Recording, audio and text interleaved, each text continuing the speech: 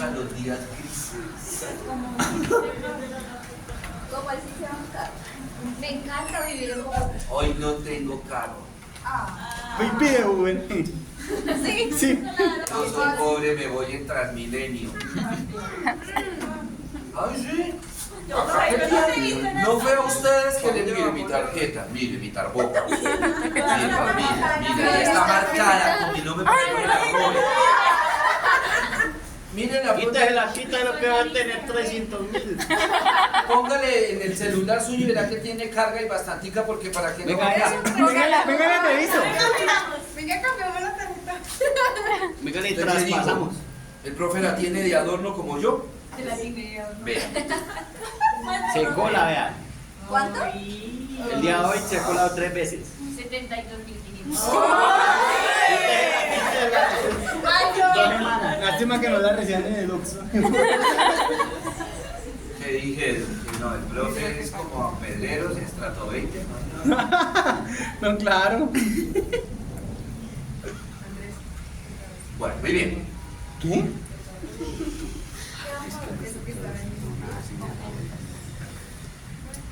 Listo.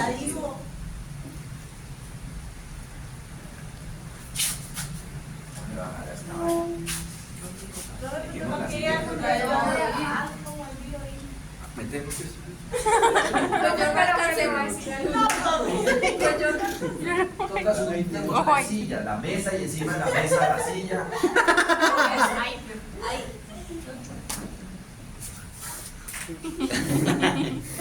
Bueno, listo, vamos a ver sistema nervioso. Entonces las. Uy, se le- Uy, no, se me duelen todos. Ya está acomodando. Era bopigo. Mejor así. Mejor así. Mejor así. De tal manera que paso y me choneo al que esté dormido o la que esté dormida. Ya se estaba acomodando. No, eso fue rapidito. Eso fue cuestión de segundos.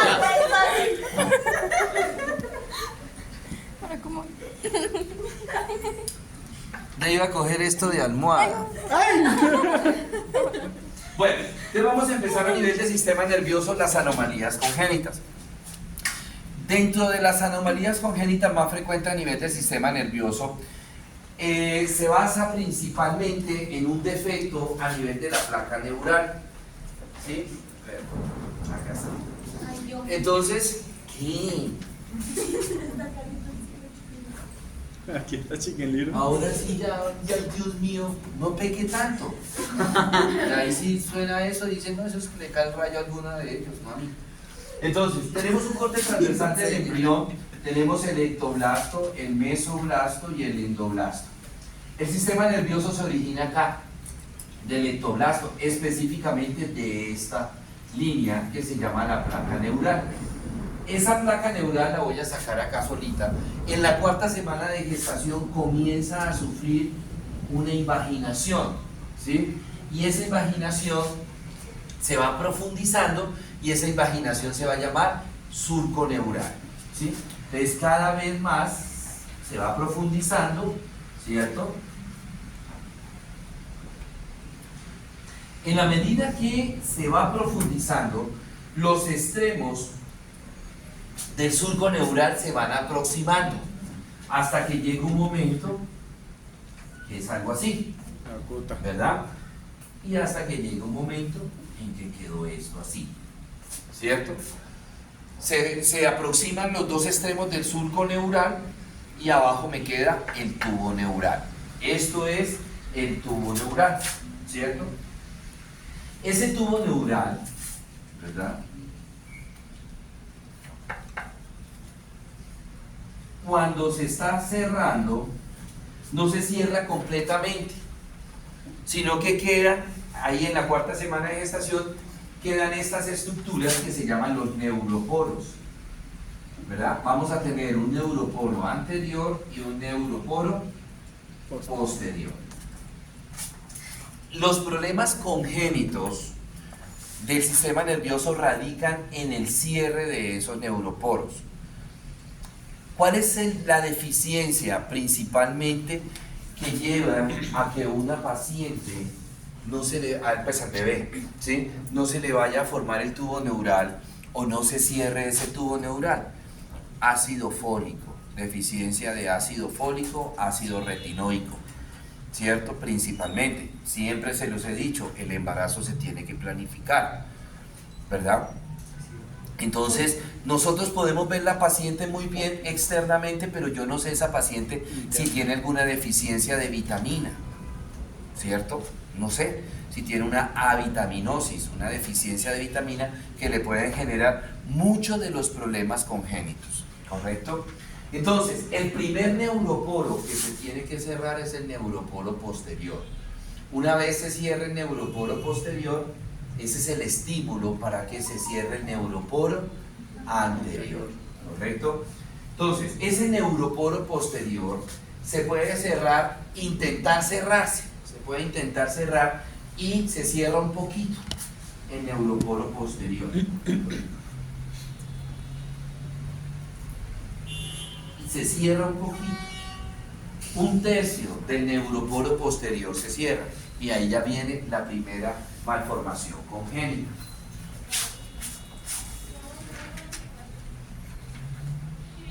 Ok, ¿qué se llama? Espina bífida cerrada, ¿sí? Espina bífida cerrada.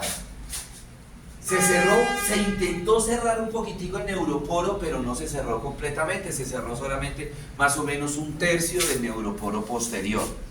Entonces, ¿qué significa eso? Es que resulta que aquí se forma otra estructura. En la tercera semana de gestación se forma una estructura que deriva del mesoblasto que se llama la notocorda. La notocorda es el esbozo de la columna vertebral. Ese tubo, imaginémonos que esta es la notocorda, ¿sí? Ese tubo se va formando y va subiendo, va subiendo, va subiendo, ¿cierto? Porque es el esbozo, me está indicando que ahí va a quedar la columna vertebral. Ese notocorda se fragmenta, se secciona en pedacitos y cada pedacito va a formar el núcleo pulposo del disco intervertebral. Núcleo pulposo del disco intervertebral. Y resulta que esta parte de acá, que es mesoblasto, ese mesoblasto se divide en tres. Mesoblasto, mesoblasto lateral, mesoblasto paraxial y mesoblasto intermedio. Entonces, del mesoblasto paraxial, que es el que está al lado de más medial de todos, se van a su vez esto se va a dividir en tres pedazos, el mesoblasto paraxial. El mesoblasto paraxial se divide en tres pedazos, el esclerotoma, el dermatoma y el miotoma. Dermatoma, piel, miotoma, músculo. Esclerotoma, ahí se va a formar ligamentos, se va a formar tendones, se va a formar vasos sanguíneos, dependiendo del miotoma donde esté. Entonces, ¿me puedes colaborar un momentico? Qué pena que la despierte. Disculpe. Entonces, ella, Paula, es la notocorda. Acuérdense que este pedacito de notocorda me va a formar el núcleo pulposo. Yo soy mesoblasto paraxial, específicamente el esclerotoma. El esclerotoma comienza a hacer esto, crece y rodea a la notocorda. Y ahora entiendo por qué la médula espinal queda metida dentro de la columna vertebral. ¿Por qué? Porque yo, esclerotoma, voy a formar la vértebra. Yo voy a formar la vértebra. Y aquí quedó parte de la... Ya, listo. Va a quedar la parte de... Y después llega y le dice a Jonathan, ay, sacratísimo rostro, me toca alinear ese peladito. ¿Sí? Entonces, de ahí se va a formar esa parte. Entonces, como no se cerró completamente el tubo neural, ¿cierto? Entonces, el esclerotoma queda incompleto, no se cierra así, sino así.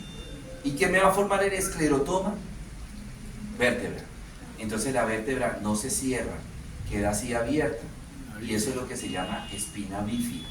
Pareciera que tuviera dos columnas. Ahorita vemos una imagen, ¿sí? ¿Por qué se llama cerrada? Porque la piel está cerrada, ¿sí? La piel está cerrada del paciente. Ese trastorno es digamos, y no produce síntomas. El paciente puede durar toda la vida y en muchas ocasiones el diagnóstico se le ha hecho accidentalmente al paciente, porque por allá el paciente teniendo 20 y tantos de años, 30 y tantos de años, 40 y tantos de años, no, es que sufro de la columna, es que duermo mal, que no sé qué, le toman una placa para ver la columna cómo está y se dan cuenta que tiene espina bífida cerrada. Pero no es porque el dolor de la columna dependa de la espina bífida, no, es malposición, ¿sí? Que el paciente se sienta todo chueco, ¿cierto? Es postural, no por la espina bífida. Y se cuadra. Entonces, miren, se ve acá el hueco. Y ahí para abajo todas las vértebras van a estar así, ¿cierto? Es a nivel lumbar. El niño puede nacer allá a nivel de la piel, puede nacer con un nebus. Nebus es un lunar. Puede que el niño nazca con un lunar ahí en esa zona, que va creciendo en la medida que el niño va creciendo, o puede que no nazca con nada ahí en esa zona y se haga el hallazgo accidental. Bueno, tenemos ahora, se cerró medio neuroporo posterior, entonces por ahí, por donde está la espina bífida, se sale solamente la meninge y me hace una bolsa, ¿sí? Me hace una hernia así, una hernia, pero de solo meninge. Ese es el meningocele. Meningo, meninge, cele, protrusión, ¿sí? Este sí, o sea, no es que produzca síntomas, sino que el niño nace con una masita, ¿sí? Que va a ir creciendo en la medida que el niño va creciendo. Entonces, por eso se opera. No porque produzca síntomas, sino porque tiene, bueno, sí produce un síntoma que es esa masa que va a ir creciendo, ¿cierto? Entonces se opera, no hay necesidad de operar rápidamente al niño, y fuera de eso, de todas maneras, no va a producir trastornos ni sensitivos ni motores a nivel de las extremidades inferiores. Ahora, tenemos que se cerró un poquito más el neuroporo. Entonces ya por esto, por acá, no solamente va a estar la meninge, sino que va a estar también médula espinal. Médula espinal. Entonces el niño nace con un problema un poquito más serio que se llama mielomeningocele. Mielo, médula, meningo, meninge, cele, protusión. ¿Cierto? Ahora, este sí produce síntomas. ¿Por qué? Porque aquí dentro de la bolsa, dentro del meningocele, está la médula espinal con los nervios raquídeos. Entonces se van a comprimir esos nervios raquídeos. Entonces, este niño sí tiene déficit sensitivo y déficit motor a nivel de las extremidades inferiores. Ese niño sí se debe operar relativamente rápido. ¿Para qué? Para que no tenga secuelas sensitivas ni motoras más adelante, ¿sí? Para que no tenga secuelas, se opera, se corrige el mielomeningocele. Ahora, imaginémonos que no se cerró para nada el neuroporo posterior. Acuérdense que para que se cierre el neuroporo anterior, se necesita que se cierre el neuroporo posterior. Si el neuroporo posterior no se cerró, el neuroporo anterior tampoco. Resulta que cuando se forma, se me había olvidado decirles esto, cuando se forma el tubo neural, ¿cierto? Cuando se forma el tubo neural, una vez que se cerró el neuroporo posterior, entonces yo tengo esto, ahí está cerrado el neuroporo posterior, se cierra el neuroporo anterior. Una vez que se cierra el neuroporo anterior, estas células de acá comienzan a proliferar mucho, rápidamente, y entonces ahí en la cabecita del niño tengo esta masa de puras células nerviosas, y me van a formar lo que se llaman las vesículas primitivas primarias, que son 3. Esto se divide en prosencéfalo, mesencéfalo, romboencéfalo. A partir de esas vesículas nerviosas primarias se van a formar todos los órganos del sistema nervioso de ese niño. Luego que se formó las vesículas nerviosas primarias, prosencéfalo, mesencéfalo, romboencéfalo, cada vesícula nerviosa se divide en 2, se segmenta en 2. Entonces del prosencéfalo se va a formar el telencéfalo y el diencéfalo. Del mesencéfalo no se divide, me queda el mesencéfalo solamente. Y del romboencéfalo me forma el metencéfalo y mielencéfalo. Del mielencéfalo se forma la médula espinal. Entonces, ¿qué pasa? Si no se cierra el neuroporo anterior, no se va a formar nada de esto. Nada. No se va a formar esto, nada. Y entonces el niño, primero que todo, como no se cerraron ninguno de los dos neuroporos, abajo tiene espina bífida pero abierta, o sea, tiene un hueco acá, donde ustedes ven la meninges y donde ustedes ven la médula, el esbozo de médula. Y aquí arriba no se forman ni los huesos del cráneo, ni se forma el tejido nervioso. Ese niño trae aquí trae un acúmulo de células pero que no se diferenciaron en prosencéfalo, en mesencéfalo y en romboencéfalo, ¿sí? El niño nace con un problema o nace con dos problemas que son espina bífida abierta, ¿cierto?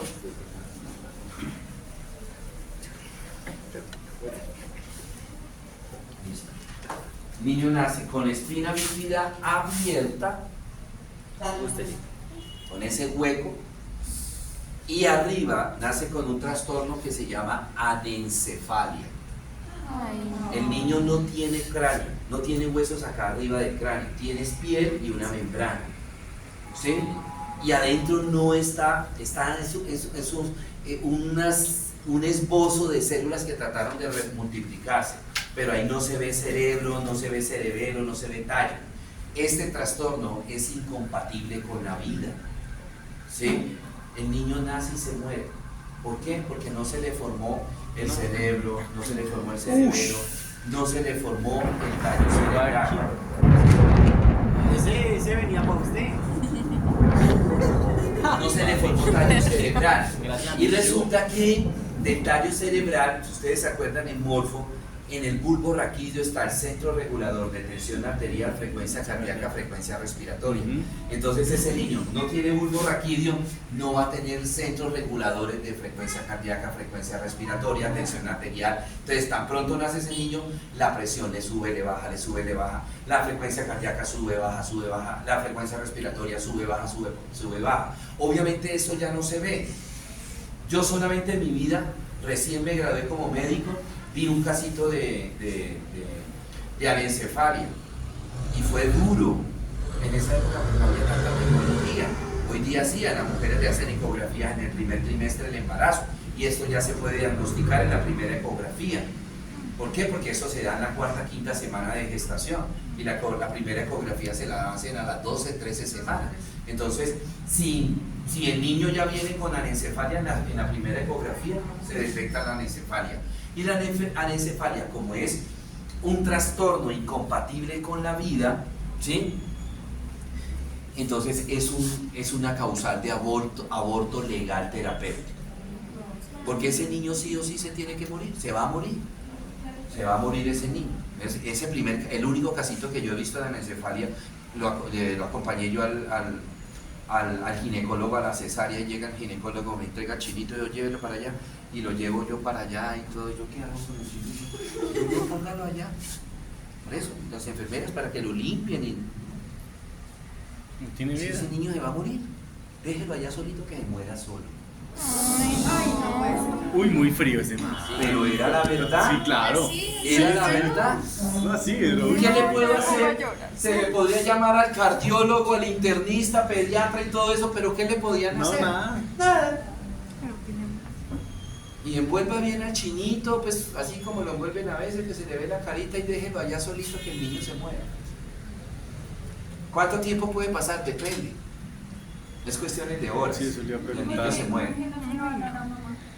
No, pero es que No, eso es un trauma muy duro. ¿Cómo no? Uy, no. O sea, es más doloroso para la mamá, Claro, güey. ¿sí? Es más doloroso ver a su hijo y saber que lléveselo para que se muera.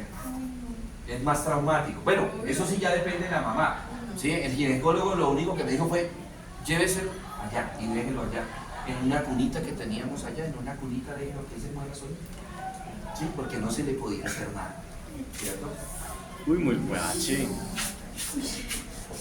Cuando a una mamá se le detecta esto en el feto, pues se le dice, un aborto terapéutico, miren, su niño viene con una malformación incompatible con la vida, tenemos que hacerle aborto. Ahora está en decisión de la pareja si quieren que le hagan el aborto o no. Pero, hombre, yo pienso que sería más traumático la mamá ver su barriguita crecer, sentir las pataditas del niño y toda la cuestión, la ilusión, ¿no? ¿Para qué? Para que nazca el niño y muera. Aumenta la ilusión, claro. ¿Cómo? No, ese mismo día se duele. Eso en cuestión de 2-3 horas, porque esa tensión empieza a subírsele. En la medida que se sube la tensión, se le sube la frecuencia cardíaca. Esos niños mueren de paro. Porque eso empieza, por decir un ejemplo, al principio se le empieza a subir más o menos la tensión, más o menos la frecuencia cardíaca. Por decir un ejemplo, 160, luego se le baja, 50, luego se le sube, 180, hasta que llega un momento 210, 220, paro cardíaco y se mueren ahí. ¿Sí? Bueno, muy bien.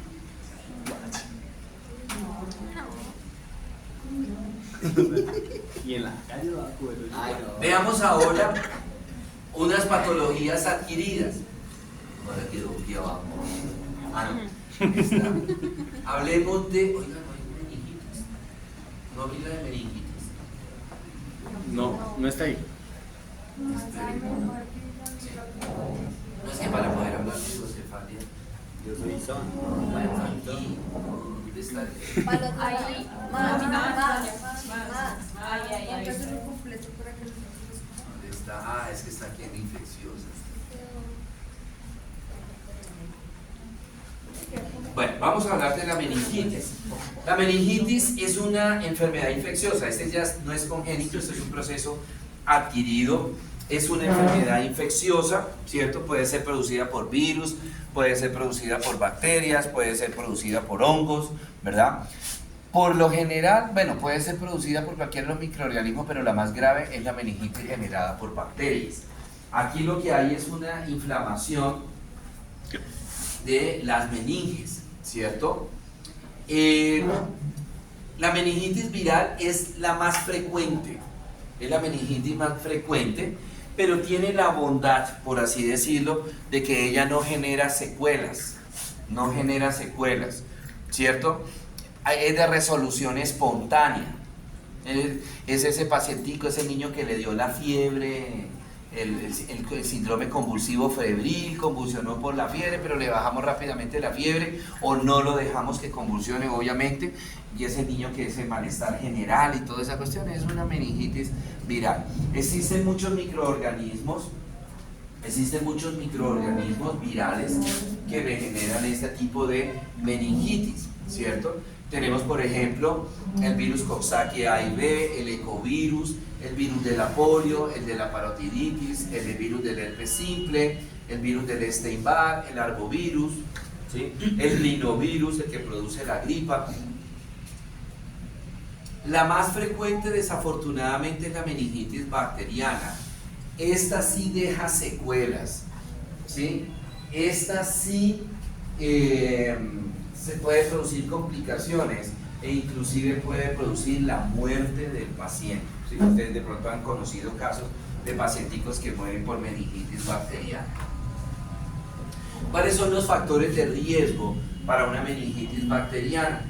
Entonces tenemos la prematurez, el bajo peso al nacer, la desnutrición, el hacinamiento, que el paciente tenga una enfermedad que curse con inmunosupresión, como es la diabetes, la falla renal o el hipoparatiroidismo. Algunas bacterias que producen la meningitis bacteriana. Las más comunes, el hemófilo de influenza es la más común. Luego le sigue el Streptococcus pneumoniae, la Neisseria meningitidis. Esas son como las tres bacterias, más frecuentes, ¿cierto? Existen otras bacterias, pero bueno, el Staphylococcus aureus, el estafilococo epidermidis y la Escherichia coli. No es muy frecuente estas tres bacterias. Muy bien, y finalmente tenemos la meningitis tuberculosa. La meningitis tuberculosa es una meningitis que se presenta principalmente en pacientes inmunosuprimidos, pacientes con VIH, ¿cierto? O cualquier enfermedad, una enfermedad autoinmune que lleva a la inmunosupresión, ¿cierto? Digamos que para que el paciente le dé meningitis tuberculosa necesita que tenga tuberculosis pulmonar, ¿sí? Entonces, de los pulmones el Mycobacterium asciende, migra por vía hemática y coloniza las meninges, ¿correcto? Muy bien. ¿Cuáles son los factores de riesgo entonces para una meningitis tuberculosa? La tuberculosis pulmonar, el alcoholismo y el VIH-Sida, que ya sabemos que hay una inmunosupresión, ¿verdad? Las manifestaciones clínicas, independiente de cuál sea el agente etiológico de la meningitis, los pacientes por lo general cursan con cefalea, dolor de cabeza. La particularidad de ese dolor de cabeza es de predominio frontal o retroocular, ¿cierto? Hay malestar general, náusea, vómitos. Los vómitos, la particularidad que tienen los vómitos en una meningitis, que son vómitos en proyectil. Cuando uno vomita, una intoxicación, por ejemplo, el vómito cae ahí al lado de los pies. De hecho, uno tiene que separar los pies para no ensuciarse. Pero en estos pacientes, debido a la hipertensión endocraniana que presenta el paciente, el vómito sale con fuerza hacia adelante, metros, 1 o 2 metros hacia adelante, o inclusive más. Tiene confusión mental, tiene fotofobia, somnolencia, alteración del estado de conciencia. Existen unas pruebas, ¿sí?, que son, digamos, sugestivas para meningitis, que son las pruebas de Kernig y la de Brudzinski. Entonces, la de Kernig, ¿en qué consiste? Entonces, tenemos al paciente en decúbito supino, ¿cierto? Le levanto una pierna, le hago hiperextensión, elevo una pierna. Eso me genera aumento de la presión intracraniana a nivel intramedular, y el paciente, primero que todo, se le exacerba el dolor de cabeza, grita del dolor porque es un dolor de cabeza impresionante. Y segundo, recoge la otra pierna, la recoge, la otra pierna que no le elevé. Entonces yo veo eso y el paciente entonces me está haciendo un Kernig positivo. La otra maniobra, la de Brudzinski. Entonces lo que hago es tratar de que el mentón del paciente toque el pecho, o sea, una flexión del cuello. Esto me aumenta la presión endocraniana, se le exacerba el dolor de cabeza al paciente y el paciente instintivamente recoge las dos piernas, ¿sí?, para disminuir la presión a nivel intracraniano. Bueno, otros signos característicos: la rigidez de cuello, los reflejos osteotendinosos se van a encontrar alterados, puede ser hiperreflexia, y es una hiperreflexia asimétrica, es decir, en un lado del cuerpo ese reflejo, por decir un ejemplo, le hago el reflejo patelar, del lado izquierdo le sale normal, del lado derecho está hiperreflexio, es asimétrico. Ya no se ve tanto esta complicación que son los opistótonos. ¿Qué son los opistótonos? Los opistótonos hay una hiperexcitación a nivel de los nervios, los nervios superficiales. Entonces, por cualquier cosita el paciente convulsiona. Eso se llama tétanos. El paciente convulsiona por cualquier cosita, la luz lo hace convulsionar, el ruido los hace convulsionar. Entonces, estas convulsiones son seguidas, que van arqueando el cuerpo del paciente, y el paciente queda sostenido por los talones y el cuello, me queda haciendo un arco. Eso se llama opistótonos o posición en gatillo de fusil. Por lo general esos pacientes mueren, pero ya eso no se ve. Ya eso era, digamos, como muchísimo, hace mucho tiempo que no había la tecnología ni nada de esa cuestión, ¿cierto? Bueno, El diagnóstico se hace a través de la punción lumbar, que es extraer líquido cefalorraquídeo para enviarlo al laboratorio. Existen unos parámetros, unas condiciones normales de ese líquido cefalorraquídeo que nosotros comparamos con el resultado del paciente. Estas son las condiciones normales del líquido cefalorraquídeo. El aspecto tiene que ser agua de roca. El agua de roca es como el agua donde nace un río, que es completamente transparente, cristalina. Así debe ser el líquido cefalorraquídeo. La presión debe oscilar entre 5 a 12 milímetros de agua, las células entre 1,4 por 10 a la 6, la glucosa entre el 50 y 80%, la proteína de 0,1 a 0,45, el lactato debe estar menor de 1,6 y la preparación al cultivo debe salir negativo. Entonces, esto yo lo comparo con los resultados del paciente y eso me ayuda a determinar primero qué tipo de meningitis tiene el paciente, si es una meningitis viral, bacteriana, tuberculosa, y con base en esa le pongo el tratamiento al paciente. Dentro de las complicaciones, el paciente puede quedar con sordera por compromiso del octavo par craneal, una lesión cerebral, el paciente puede quedar epiléptico, el paciente puede quedar con daño neurológico, que se lesione alguna área del cerebro. Ahora, dependiendo qué área del cerebro se le lesione, así va a ser la secuela. Pérdida de la visión, compromiso del segundo par craneal, hidrocefalia, aumento del líquido cefalorraquídeo, parálisis de algunos pares craneales, ya dijimos el octavo, ya dijimos el segundo, está el tercero, el séptimo, el sexto par craneal. Bueno, muy bien. Preguntas sobre meningitis. ¿Dónde está? Para ver las clases. Me la debía. Hidrocefalia. Miremos la hidrocefalia. Entonces, ojo, la hidrocefalia puede ser una causa de meningitis o la meningitis puede ser una causa de hidrocefalia, ¿correcto? ¿Qué es la hidrocefalia? El aumento del volumen del líquido cefalorraquídeo, ¿sí? Ahora, ese aumento del volumen del líquido cefalorraquídeo puede ser producido por tres cosas. Primero, puede ser por un aumento en la formación del líquido cefalorraquídeo, es decir, que el problema del paciente esté a nivel de los plejos coroideos, que los plejos coroideos es donde se forma el líquido cefalorraquídeo, ¿sí? Un aumento en la producción de líquido cefalorraquídeo. Puede ser que haya una hiperplasia o puede ser que haya una hipertrofia a nivel del líquido cefalorraquídeo, perdón, de los plejos coroideos, y esa hiperplasia, esa hipertrofia me genera un aumento en la producción de líquido cefalorraquídeo.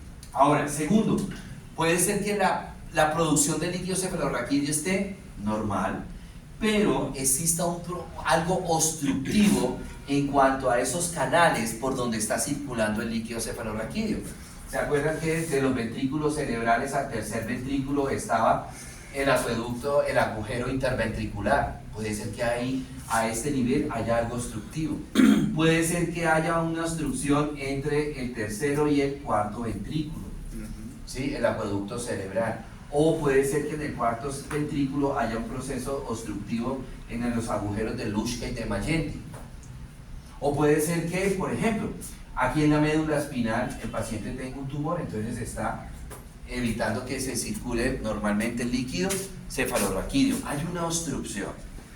Ahora, puede ser que la producción de líquido cefalorraquídeo esté normal, que no haya ninguna obstrucción, sino que haya un problema en la reabsorción del líquido cefalorraquídeo. Recuerden que el líquido cefalorraquídeo se forma en los plejos coroideos y se reabsorbe en las granulaciones aracnoideas. Entonces puede ser que haya en las granulaciones aracnoideas esté el problema, que no esté reabsorbiendo de manera correcta el líquido cefalorraquídeo. Muy bien. Los hidrocefalias pueden ser no comunicantes cuando hay un tumor o comunicantes cuando el problema sea o a nivel de los plejos coroideos o a nivel de las granulaciones aracnoideas. Puede ser de tensión alta, por lo general los pacientes con hidrocefalia cursan con hipertensión endocraniana, pero no siempre hay hipertensión endocraniana. Puede ser que la presión esté baja, pero digamos que eso es muy raro. Por lo general siempre hay hipertensión endocraniana. En cuanto a las causas, puede ser que haya una estenosis o una atresia a nivel de lo que les explicaba ya, a nivel de alguna parte del acueducto. Puede ser que haya una neoplasia, un quiste, un tumor. Puede ser que haya una hemorragia subarachnoidea y esa hemorragia me esté obstruyendo el drenaje del líquido cefalorraquídeo. Puede ser que haya un papiloma en el plejo coroideo, un tumor benigno que hace que haya una hipertrofia a nivel de las a nivel de los plejos coroideos. Que el paciente, mire, tenga una meningitis o que tenga una trombosis a nivel del seno esfenoidal. ¿Cuáles son las manifestaciones clínicas? Pero lo más característico es la hipertensión endocraniana. Esa hipertensión endocraniana se manifiesta tiene una sintomatología. Entonces, cefalea en casco, ¿sí? Una cefalea que es persistente, una cefalea que va en aumento, ¿sí? Que tenga vómitos en proyectil y edema en la papila óptica. Puede tener el paciente, dentro de las manifestaciones, atrofia del nervio óptico, que va a llevar al paciente a una neuritis del nervio óptico. El paciente empieza a experimentar dolor a nivel de los ojos, un dolor retroocular y defecto de refracción, que el paciente de manera súbita comience a ver borroso. Parálisis de algunos pares craneales, si ustedes se dan cuenta, son casi que los mismos síntomas de una meningitis. ¿Sí? Parálisis de pares craneales como el tercero, el sexto, la atrofia óptica sería el segundo par craneal, pérdida de la conciencia, convulsiones, sordera, octavo par craneal.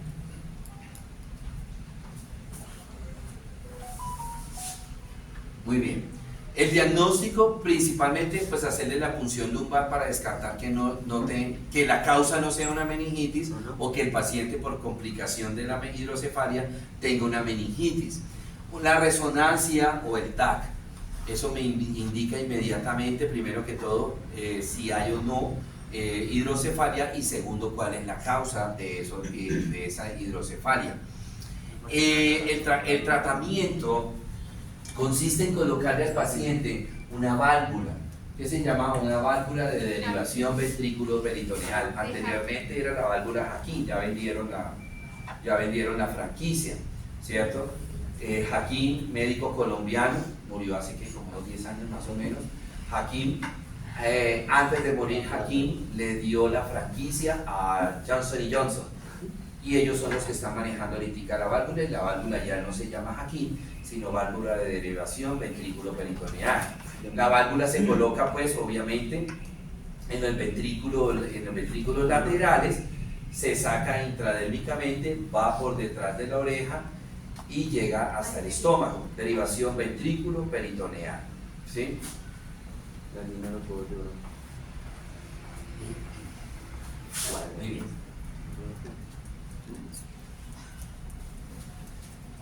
Profe, preguntar cuando se hace, digamos, la biopsia del líquido, uno viendo el color turbio, de pronto que no sea así cristalino, se puede dar cuenta que tiene meningitis bacteriana. Por lo general la meningitis bacteriana vuelve el líquido cefalorraquídeo como turbio, como sucio, como si estuviera sucio. Ya uno sabe más o menos por las características del líquido cefalorraquídeo si el paciente tiene una meningitis bacteriana. Bueno.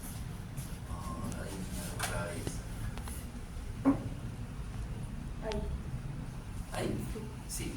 Entonces pasemos ahora Parkinson, Alzheimer, veamos Parkinson. Bueno, vamos a ver las enfermedades neurodegenerativas. El Parkinson, ustedes lo han escuchado muchísimo, saben que es el Parkinson, ¿verdad? El Parkinson